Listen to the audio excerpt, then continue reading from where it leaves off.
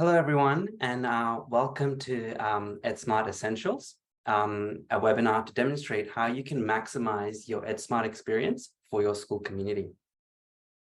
I'm sure the last couple of weeks have been busy from planning NAPLAN, so we do appreciate you joining us today.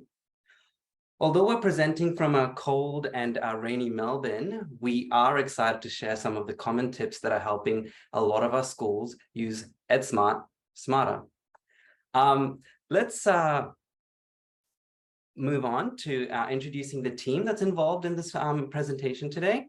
So I'm Kai, and I'm the Customer Success Director at EdSmart, and I lead the success team. We've got Sashi, the Customer Support Manager, and Teresa, our Training Coordinator. So we'll be working together to deep dive into the knowledge of how to optimize and use EdSmart. So running through the contents, we'll kickstart the webinar with Teresa talking about dashboard widgets and user permissions. I'll then take back the reins to discuss how we standardize templates and how we can use some of the SMS, enable SMS, and use EdSmart payments. Sashi will then go through a couple of common support queries that we get that may help you speed up your resolving your own issues. So just before we jump into the content, I thought I'll run through a couple of housekeeping for the webinar. I'm sure you'll have a few questions here and there as they come through. We recommend you add it in Zoom by selecting the Q&A option in the toolbar. Another thing to add is that we will be providing a copy of the slides and a recording of the webinar after completion. So please, we do encourage you to distribute it internally to those who are unable to attend.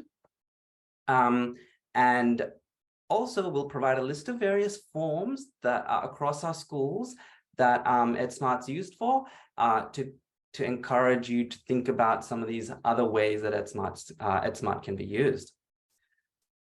So Teresa, will you kindly start us off? Thank you. No worries. Thank you very much, Kai. And again, we really appreciate you giving us your time this morning so that we can show you a little bit more about how EdSmart works and making it work better for you. The first place that any user encounters when they log into EdSmart is their dashboard. You don't even think of it as being an actual place, but it is, and you have control over how that it looks. Most people should not need to leave their dashboard. So most of the users within a school are just filling out forms that someone else has already started. Maybe they're giving an approval for something, or they just want to keep tabs on how things are running. They're able to do all of that from their dashboard. I'll go through the structure of the dashboard, where the widgets are, and the displays that gives you. Yep. The other place that we're going to have a look at is some specific widgets, my sort of top 6 or 7 widgets, and a little bit of a caveat for the last one, my approvals, which I know is very popular, but there are some things that you need to be aware of when you're using that widget. Okay, Kai. No, as in stop sharing, please. Sorry, my fault. Okay, so now I shall share my screen. All right, so I've logged in here as Slinky Malinky, who is an EdSmart administrator. You can see from Slinky Malinky's dashboard that there's a lot going on. The widgets that I recommend for most schools are basically displayed here. So let's have a look at how you are actually able to change your dashboard to have the widgets that are the most valuable for you. The first thing I want to point out, though, is something that's not really obvious to start with. There's actually 2 regions in the dashboard. There's this wide region on the left-hand side and a narrow region on the right-hand side. If you're using a small screen, so occasionally when I'm on my laptop and I've zoomed in a bit, this narrow column actually sits underneath the wide column. So you need to get your view back to have a wide and a narrow side by side in order to customize your dashboard effectively. So up here we have our customize button.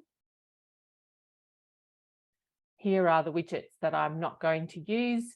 But if I want to remove a widget, I click the down arrow. I'm going to bring it back though. I like it there. Notice if I try and put it over here in the narrow column where it doesn't belong, it doesn't work. Okay. It will go to the bottom by default. If I wish to change the location, I just drag and drop it. So that works fine, and I'll save it. Okay. So the widgets themselves, this top one, my current work, I think is pretty much essential for everybody. It shows exactly what it says, your current work. It shows the state that it's in, whether it's been completed, whether it's been sent, things that are in draft, forms that you've sent out to parents where they're at. It actually pairs up with this widget over here, the requiring your action. At the moment, Slinky has no outstanding work, so I don't have to worry about anything else that needs to be done. This email bounces widget is useful. Anyone can access it. However, only administrators, when they click on the number of emails that have bounced, can be taken through to the email bounce log. The email bounce log is where you can actually find communications that are not making it through to parents, and you can either resend them or you can get in contact with those families to make sure that you've got correct details for them. The My Calendar widget shows the events that are happening in your school, and it's linked to the dates that you enter into a slip in the calendar tab. So you can see here we have a couple of events. We also have a few general activities where a date was not entered into the calendar tab, and they'll show at the top here, but I can click through them to see more about those particular slips. This set here is actually a triple widget. So it contains 3 parts, and the parts will only be visible if there are templates that someone within your school, so a template manager, an administrator, has linked to this particular widget, and you can choose which section you connect it to. So apply for includes things like leave or professional development. Start anew might be related to processes if you're on the transform tier, or it may be related to some other request that you wish to make. It's the language that works within your school.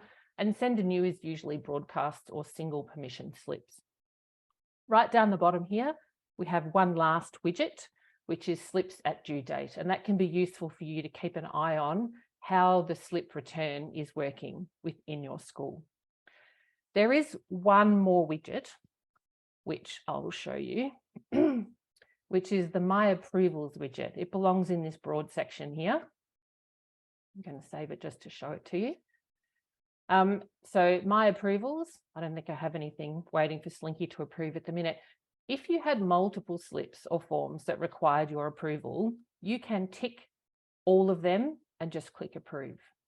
Now, the trouble with that is you haven't viewed any of the things that you've approved.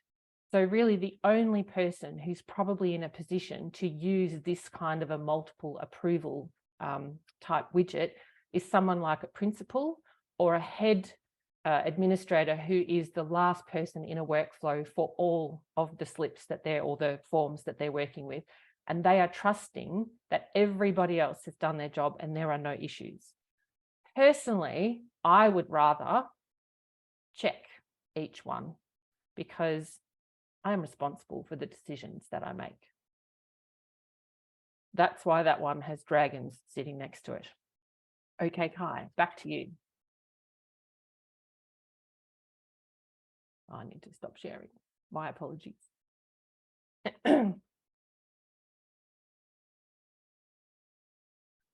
Okay, so the next thing I would like to just quickly take you through is user permissions. So if you have a look here, and I appreciate that probably on the slides it's a little hard to see, but I've included it for your reference. There are actually 3 different types of accounts on EdSmart. So the most common account is a regular user account. So that's what this image on the left-hand side is showing. Basically your dashboard, and it ends with student list, students and contacts. On the right-hand side, we've got an administrator's view. You'll notice that there are 4 other sections that are now visible for an administrator. Form processes and form templates. Again, processes are for those on the transform tier, as well as users and reports. If you have a look in the middle, we've got a hybrid. One of the things we find in schools is that they want more people managing templates, so they make more administrators, but there are problems with that, which I'll discuss in a moment. So this one over here in the middle is what it looks like if you are a user with elevated permissions and you are able to manage form templates and processes. Again, this particular view is for the transform tier. If you were on the engage tier, you would just see form templates. Okay, yes, thank you. So the three main categories that we have within EdSmart are the administrator. They see everything. Just because it's not visible on your dashboard, and it won't be, you'll be able to see the work that you are currently involved in as an administrator, just like everybody else. If you click on forms or slips or anything on that left-hand side menu, you will see every form that is currently on the platform. So that means that you can see all kinds of things. And as a result, you can also modify user accounts. Because of that power, we recommend that within a school, you only have 2 or 3 actual EdSmart administrators, and they would be people who normally see everything within your school. So a principal is a good example of an administrator, as well as maybe some of the, maybe your business manager, for example. The standard user is basically able to see the things that they're involved in, able to see form templates that are not specifically locked up to particular groups, and they can have their permissions changed by a user group membership. The elevated permission user is able to manage templates. They're allocated across your school so that you can have maybe 1 in each faculty or 1 in each mini school, depending on how you would like to do it. And the idea is that basically that shares the template load within a school. Now, I'm just trying to think. Yes, can you stop sharing, please, Kai? Thank you very much. So just to show you how you manage all of this within your school. Oh, my goodness, don't know what happened there. I've lost it. Go. When you are having a look at how to manage all of these things, if you are an administrator, remember, you are able to go into settings. In settings, you have user groups. The advantage of user groups, and as you can see, we have a lot of them in training. Do not be afraid of a lot of user groups. That is okay. The idea is that a user group is a collection of people. Now, it may be a single person. A good example is the user group principal. That often only has 1 person in it, but it might have the principal's assistant in there too, depending on how your school is structured. The idea is that staff within schools move around a lot, and you want to be able to make sure that all of your templates are current. One of the ways to do that is to put the approval user group in your workflow, the entire group that is responsible for whatever it is that you need to happen at that particular time, maybe your wellbeing team looking at slips related to wellbeing. You can change the membership of that group without having to change the templates. If you use individual users' names, when they change roles or they move on to a different school, you've actually got to go into every template that that person is in, and you actually need to put in the new person. If you create a role for that particular kind of approver or for that particular group, then you are able to add and remove people from that group as simply as clicking on the button, adding the person, and there you go, it's done. So much easier than actually having to go in and edit all of your templates. The other thing to remember is that administrators can belong to user groups. They'll get the notifications if they're part of the wellbeing team, but they are not restricted by the restrictions that you've put on a user group. So when you actually go into a user group, let's have a look here. When you edit the group, you're able to change a whole heap of permissions about what this group is able to do. That will not affect an administrator, because in EdSmart, the highest permissions for a particular user always apply. And for an administrator, that is the highest permission. I think that's it. Thank you very much, Kai. I'll stop sharing. Awesome. Thank you so much, Teresa. You can see how important using user permissions is for your school to make sure users have the right level of access, and also centralizing a one-stop shop for your actions through the dashboard as well. So make sure you're across those couple of things that'll help you quite a lot. And now, my main discussion point for the webinar is around standardizing templates. Now, we've been talking to schools and we've been identifying that there are many schools that are using EdSmart, not most optimized way. We find that schools are building hundreds of templates. You can see here a screenshot of a particular school. I won't give out the name, but you can see here that there's 223 records. Now, it's going to be difficult for schools to identify which template to use when they're scanning through 223 and hundreds of templates. So, and many schools are actually in a similar boat. And so what we were trying to do is encourage schools to use it in a slightly different way. Now, this is an example of some of the templates that schools are building. So as you can see in this screenshot, we've got a template for school clubs, and this differentiation is between year 3 and 4 or year 5 and 6. And you see another one down the bottom in underlined in red, invite for clubs, art and book club. Rather than having a template for each type of category, trying to consolidate it all in one template will allow for more generic templates, but are concise when you select the options. So we'll go through this in a little bit of detail now. So why standardized templates? So doing this obviously will reduce the number of templates that are available for users at your school to use. It'll remove the confusion around which template to use. That confusion usually creates a necessity for users to just start a brand new template. And that cycle never ends. So we're trying to aim for schools to have about 10 to 20 templates. Obviously, this is going to change depending on the school, but exemplar schools normally have around this range.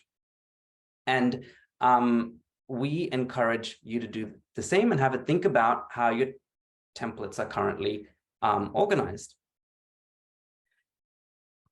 So to standardize templates, what we recommend is creating one form template to cater for as many scenarios as possible.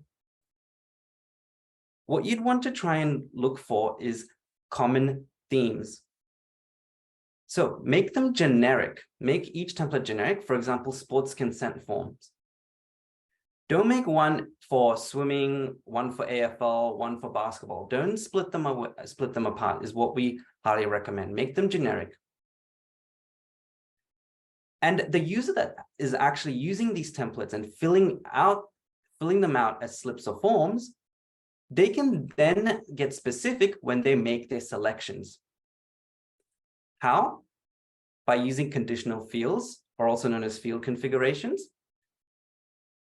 By administrators of the EdSmart platform, and I'm hoping, and a lot of you are administrators of the EdSmart platform here, we encourage you to think about using conditional fields and field configurations.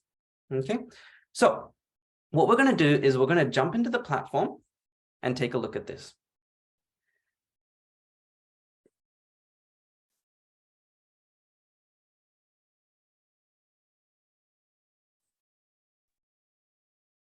So in the platform, you can see that I'm in the design tab of the form template designer.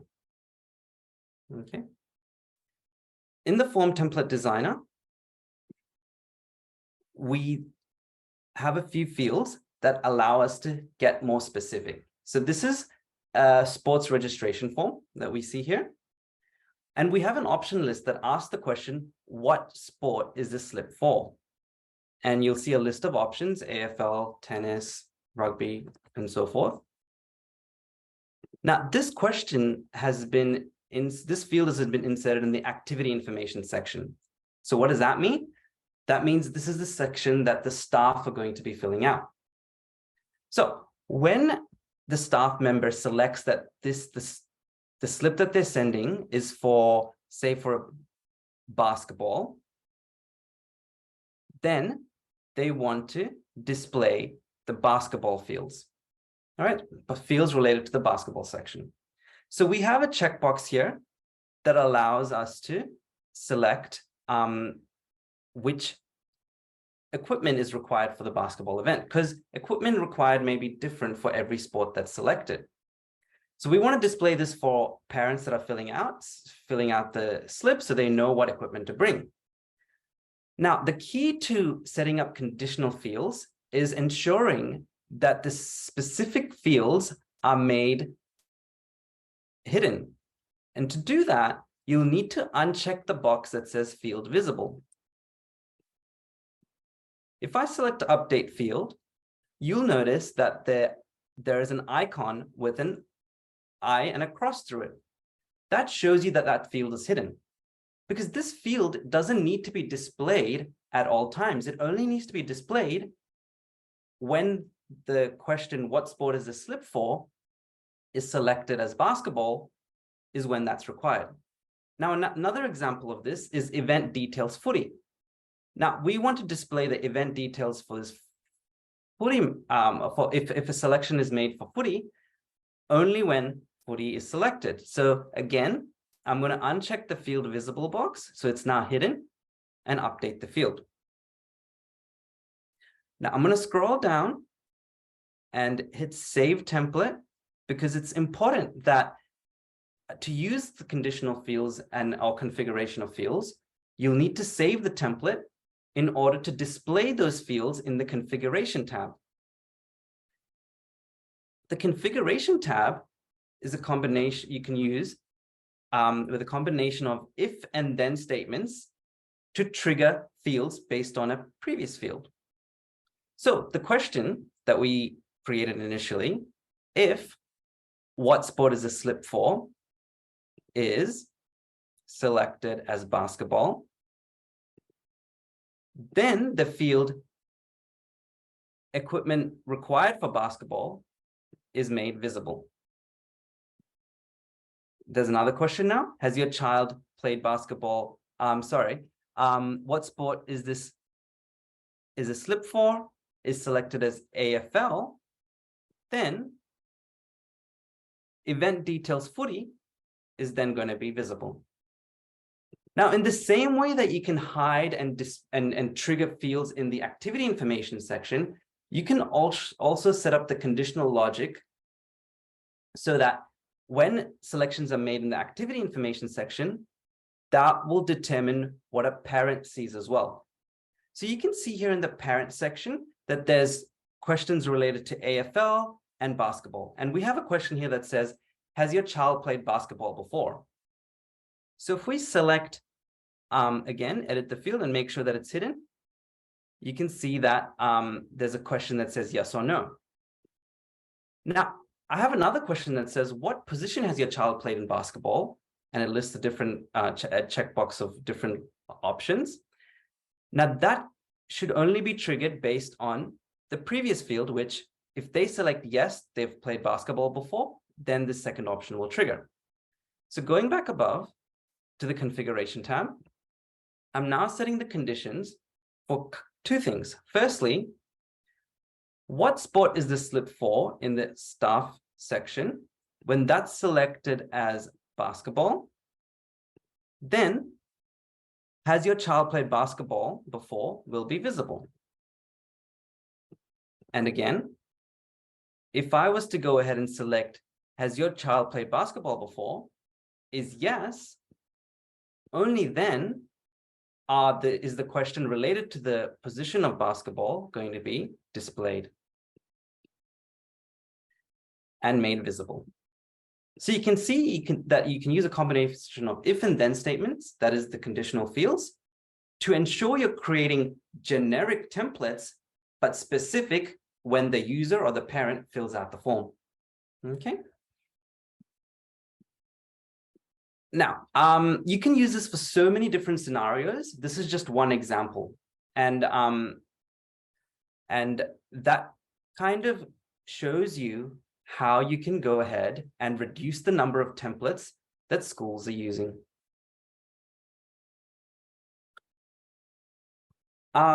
We have an overview of what that process looks like to set up conditional fields here.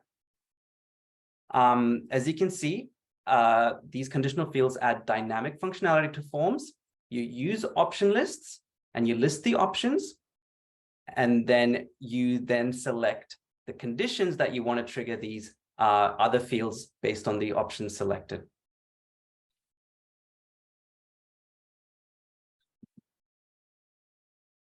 Now, I'm hoping in about 6 months or so that when we look at school accounts, that we see a massive reduction in templates. Okay. Moving on now, we'll be looking at SMS.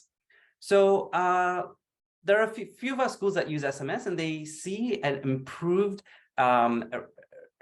responses rate for slips that are sent and broadcasts. So you can enable SMS for both slips and broadcasts, and it pretty much sends a parent a text message to show them the broadcast. The great thing about this is you're able to track who's seen it if you've attached a file to it.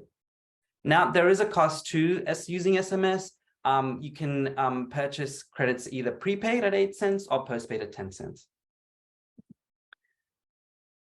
Once you have SMS enabled and you select the SMS option when sending a slip or a broadcast, you'll get a preview of what that looks like, and it shows you the mobile phone and the way the text message is displayed. Okay. So it's not too difficult to enable SMS. As you're sending out a broadcast, you'll notice an option that says enable SMS, and you just tick that option. Okay, and SMS is great for emergencies. So we've got schools that use SMS as a way to confirm that their staff and students are safe. So they have a pre-built default emergency template that's ready to go. All they need to do is select who they're sending it to and send it off. And usually in cases of emergency, it's to the entire school. So they have a student list or a staff list, for example, of an entire school, because remember, you can send broadcasts to users as well. So when they receive these broadcasts, the broadcast will have a message of some sort that says, please text this number back to let us know that you're safe. If not, click here with an attachment. And this gives visibility and oversight to the school to ensure that everyone is safe in the community. So if you'd like SMS enabled, please email help@edsmart.com and we can go ahead and do that for you.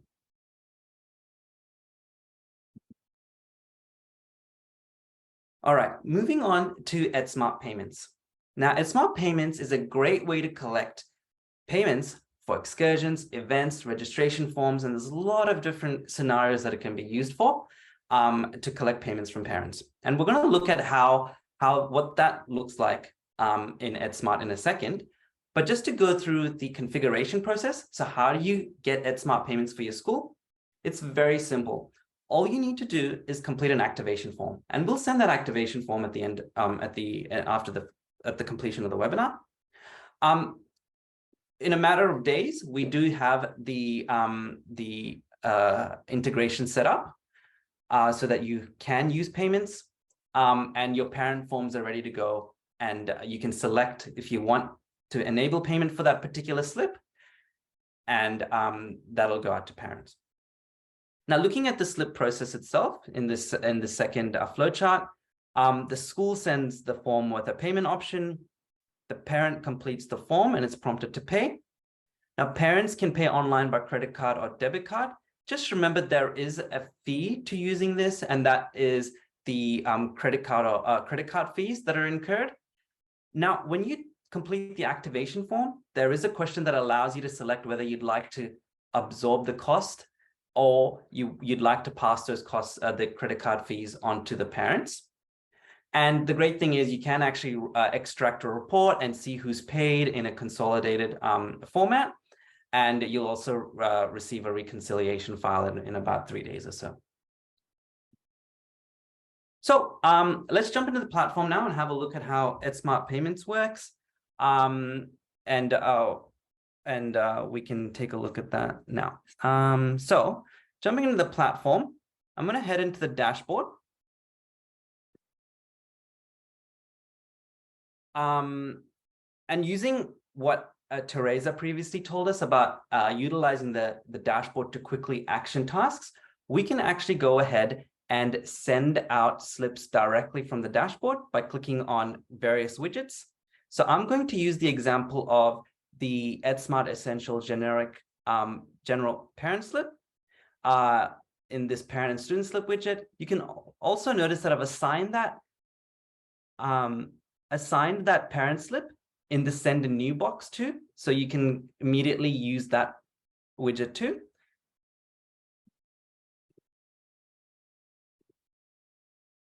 If I hit go, you can see how easy and quick it is to utilize the dashboard and send out a slip. So when I type in this, I'm going to type in the slip details here. So excursion permission slip, send it to a few students, groups of students, set a due date for sometime in the future, and I'd want to send it out immediately. Now, when EdSmart Payments is enabled, you'll notice that there's a new tab available for you called EdSmart Payments. Now, selecting EdSmart Payments, you'll then go through a series of options to configure that slip to your requirements. So to begin with, we need to enable that payment for the slip. We select yes. We then add in the amount that we are requesting from the parents. You also have the ability to give parents the ability to edit that payment as well, if you'd like. In most cases, no, but in terms of if you're collecting for a charity or an event and you want to leave that option up to them and on how much they want to donate, you can select yes there. You have 3 options of how you can require that payment. So if you select no, that means there's no payment required. So they can still submit the contents of the slip without making a payment. Or you can select always, no matter what response they give in the slip, that they will require a payment. Or there's a requirement where only for positive responses. So when a parent gives a positive response, only then is the payment required. So this may be for an excursion, parent consents that their child is going to go. Along with that, they'll be able to go ahead and submit the slip with a payment. And if a parent selects no, that they don't want to give consent, then they can still submit the slip without entering the payment details.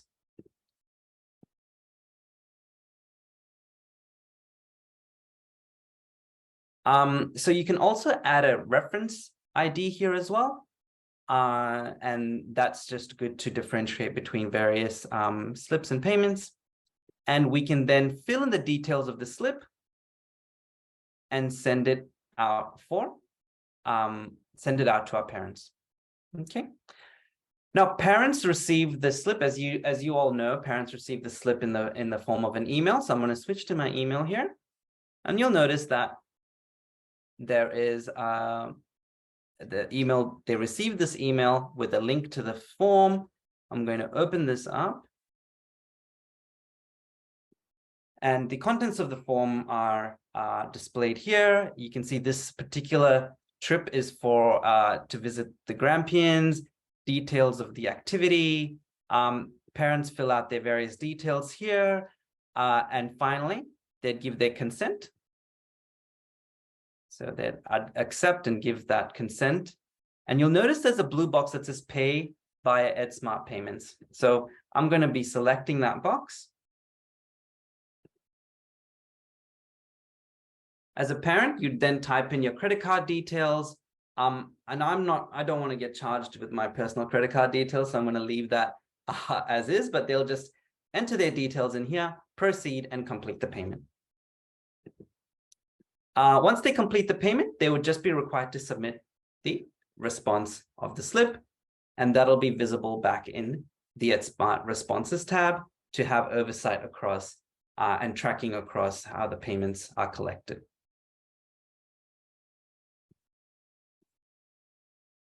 All right, so I hope that gives you a good understanding of how payments works in the EdSmart platform. It's a really great utility to keep it all in one area. So we do recommend sending us an email and via the help desk, and we can go ahead and enable that for you after you've submitted the activation form. Okay, so now I'm going to go ahead and pass it to Sashi, who is going to go ahead and work through common support queries that come through. So I'll just stop sharing my screen, Sashi, so you can take over. Hey, thanks, Kai. Hope everyone is finding the webinar useful so far. So before I jump on to my topics, so I was seeing a couple of questions in our Q&A, and people were asking about how to enable calculated fields or even easy pay. So anytime you're not able to see the particular feature that you are seeing in our screen and not in yours, just reach out to us via help@edsmart.com, and we will check your individual permissions, your school's subscription tiers, and see what can be enabled. There are some features, although which is available for all schools, we don't enable it by default. It is done based on request. And if more schools ask about that, we make it as a default feature. So do reach out to us on help@edsmart.com. Now, yeah, so to jump on to common support queries. So let's concentrate on the workflow design. We get a lot of requests around saying that slip or form has been created, but the approver has not received any notification. So they are not aware a form is waiting for them to action. And the most common issue for this is in the design of the workflow. So let me jump onto the platform. As you can see in this workflow. Sorry, Sashi. Do you mind just sharing your screen? It's currently not being shared. Oh, sorry. Yeah. Let me do that.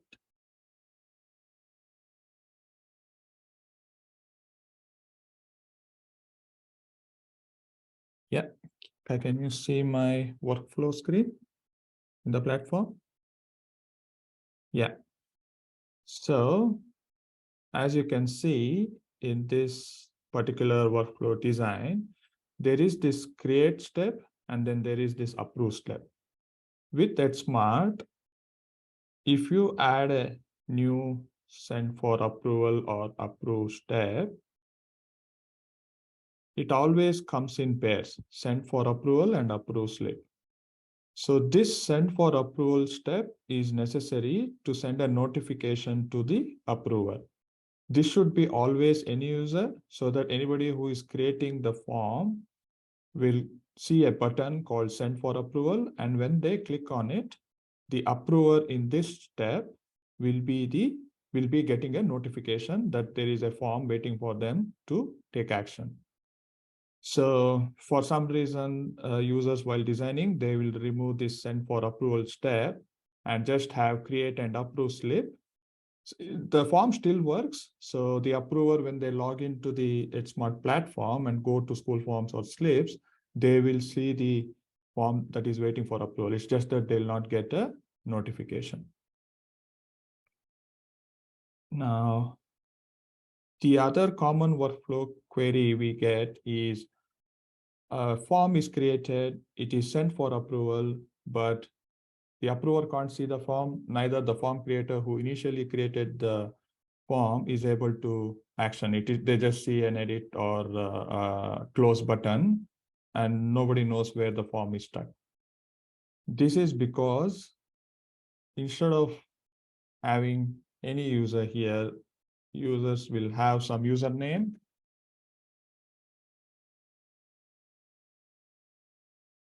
Let's say some, and there is no proper user in the approval step. So it gets blank and the form gets lost. So it's always necessary to have any user in the send for approval step and the user names in the approve slip action. So this column is the action, and it should be any user for send steps and username in the approve slip steps. And the only exception for this is send copy to staff step. So this is mainly available in school forms, and this step can be used after all the approval actions so that the form creator will get a notification that their form is approved now, and whatever they applied for, they can continue actioning on it. You can put form creator here, or you can add multiple groups, user groups, and they all will get a notification. This step does not require another previous step with send for staff or something. This is the same step. All actions are performed in this single step. Now, the third common issue we get around workflows is an approver would go on a vacation and the forms are stuck with them. Nobody else is able to action them. So I understand if this is a case of just one user, like a principal who has to, who is the only person who is authorized to approve. At that point, you can reach out to us and we can log in from our end as the principal and approve and progress the form to next stage. But there is one more recommended way on how to handle these scenarios. So instead of using individual names or user accounts, you can always use user groups. So here I'm putting head of school.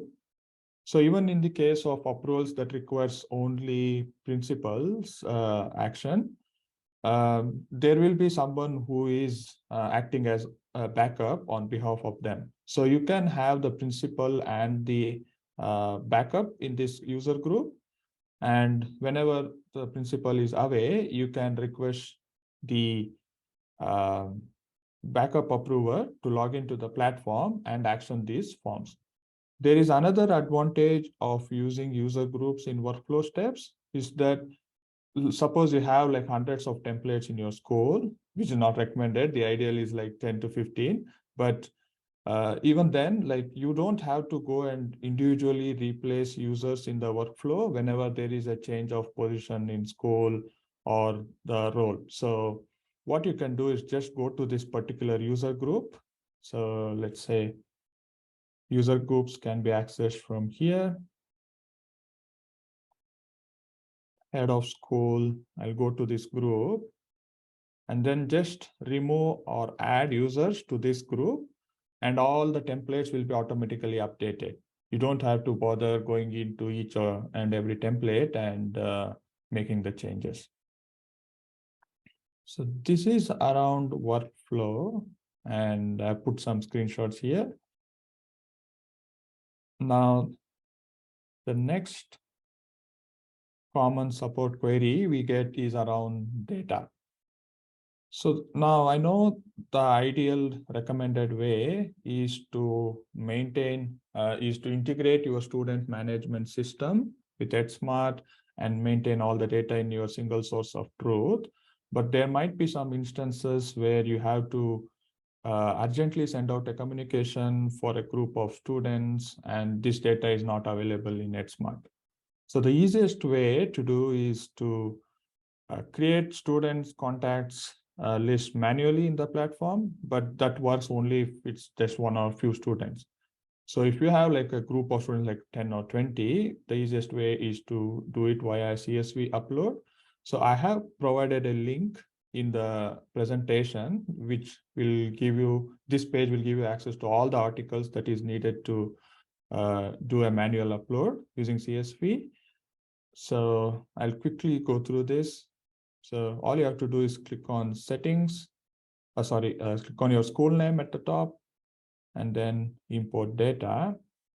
And here you can see the various forms of data types that you can import using a CSV file.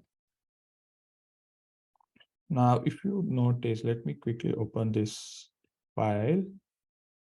So this is a simple 2-line CSV file that I've created.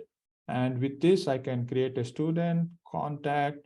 I can also create a student list and I can also put in additional columns for student attributes. So I can upload all types of data with this single file. And there is, all you need is student ID and contact ID. If you can notice it here, the contact IDs are different. So one for each parent, but the student ID is the same. And this will map the students to different contacts. Now, I will try to do it for students and then select file from desktop.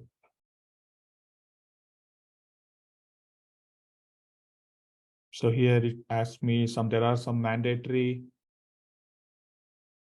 fields that needs to be mapped. And I'll just do next. And you will get notifications on your screen that when it has started and when it will be completed. It usually takes a couple of minutes, and you will also get a notification in your email, which has an EdSmart account, that the process has been completed. Yeah, that's all I had to share today around support, and I will pass it over to Kai.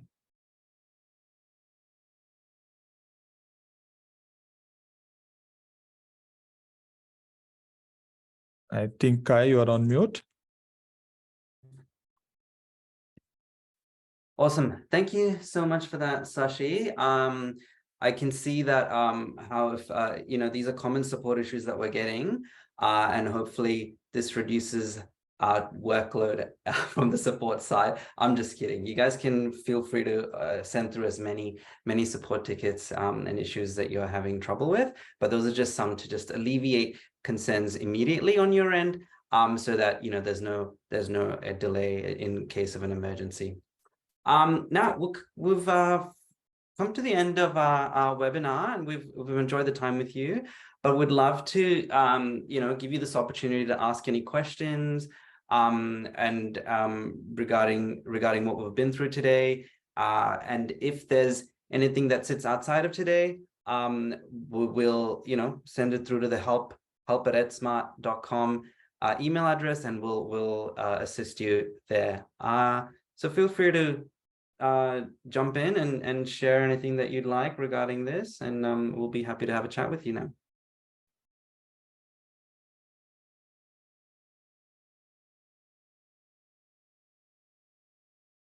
I see we've got a few questions coming through in the Q&A, which has been good. We've got quite a few.